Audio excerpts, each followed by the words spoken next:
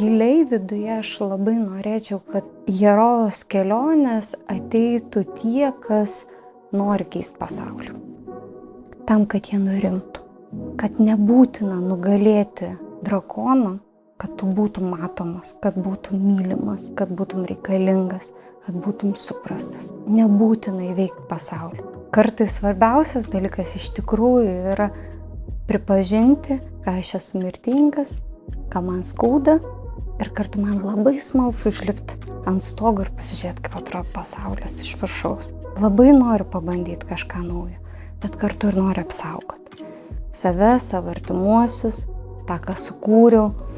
Labai kviečiu į suaugusiems skirtą herojaus kelionę visus, kas pyksta ant pasaulio, kas ginčiasi su žinių vedėjais, kas nepatenkinti savo kaimynais. Tai yra tam tikra kovos forma, bet beviltiškos kovos forma, kuri paverčia mane savo paties kankiniu. Ir herojaus kelionė jį nuramina. Ir kartu parodo man, koks aš esu turtingas viduj, kokia aš iš prigimties esu unikali. Tai, kad aš išjungiau savo jautrą, tai nereiškia, kad man neskauda. Gali būti, kad man labai skauda ir taip skauda, kad aš geriau išjungsiu